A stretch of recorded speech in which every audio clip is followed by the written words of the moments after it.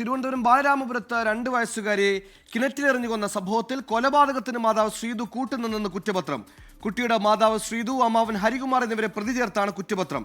ശ്രീതു ശ്രീ ദമ്പതികളുടെ മകൾ ദേവേന്ദുവാണ് കൊല്ലപ്പെട്ടത്. റിനു ശ്രീധർ തിരുവനന്തപുരം ചെയ്യുന്നു. റിനു, ഒടുക്കം അല്പവൈകി കുറ്റപത്രം സമർപ്പിച്ചിരിക്കുന്നു. എന്താണ് ഇതിന്റെ മോട്ടീവ്, പ്രേരണ എന്നതിനെ കുറിച്ചാണ് കുറ്റപത്രത്തിൽ, അതെന്താണെന്നാണ് പറയുന്നത്?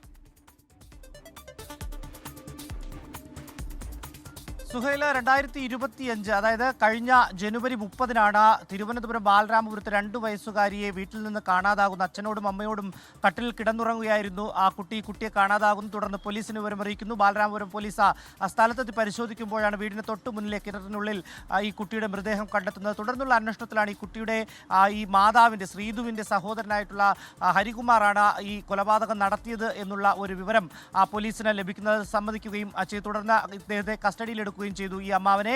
അതിനുശേഷം ഈ അമ്മയ്ക്ക് ഇതിൽ പങ്കുണ്ട് എന്നുള്ള ഒരു കണ്ടെത്തൽ നടത്തുന്നു. പക്ഷേ അത് സ്ഥിരീകരിക്കാൻ പോലീസിന് ആയിട്ടില്ല. ഈ അമ്മയുമായി ഈ സഹോദരന്, അതായത് അമ്മാവന് വഴിവിട്ട ഒരു ബന്ധമുണ്ട് എന്നുള്ള അടക്കമുള്ള കാര്യങ്ങൾ പുറത്തു വന്നു. ഇപ്പോൾ ഇതാ കുറ്റപത്രം ആയിരിക്കുന്നു എന്നുള്ളതാണ്. 15 ദിവസത്തിനകം നെയ്യാറ്റിൻകര കോടതിയിൽ ഈ കുറ്റപത്രം സമർപ്പിക്കുമെന്നുള്ളതാണ്. ഈ ശ്രീതു, അതായത് ഈ അമ്മയെയും ഇതിൽ പ്രതി ചേർക്കുവാൻ വേണ്ടി പോലീസ് തീരുമാനിച്ചിരിക്കുന്നു എന്നുള്ളതാണ്. അതായത് ഈ അമ്മാവൻ്റെ മൊഴിയുടെ അടിസ്ഥാനത്തിലാണ് അമ്മയെ കൂടി ഇതിൽ പ്രതി ചേർക്കുവാൻ വേണ്ടി തീരുമാനിച്ചിട്ടുള്ളത്.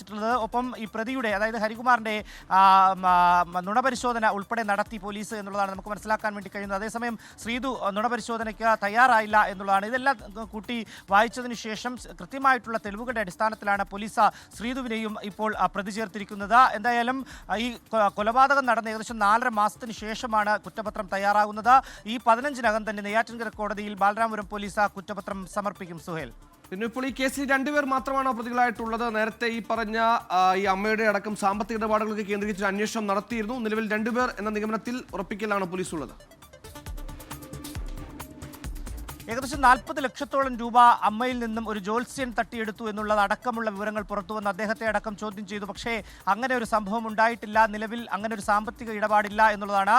നിലവിൽ ഇപ്പോൾ കൊലപാതകവും പോക്സോ വകുപ്പുകൾ ഉൾപ്പെടെയാണ് ചുമത്തിയിരിക്കുന്നത്. 2 പ്രതികൾ മാത്രമാണ് ഉള്ളത്. ഈ അമ്മാവനും അതുപോലെ തന്നെ അമ്മ ശ്രീതുവും മാത്രമാണ് പ്രതികളായിട്ടുള്ളത്. ഇവർക്ക് എതിരെയായിട്ടുള്ള കുറ്റപത്രമാണ് ഈ 15-ന് മുമ്പ് സമർപ്പിക്കുമെന്ന് പോലീസ് അറിയിച്ചിരിക്കുന്നത്. സുഹൈൽ, റിനു ശ്രീധരാണ് തിരുവനന്തപുരത്ത് നിന്ന് വാർത്താ വിശദാംശങ്ങൾ നൽകിയത്.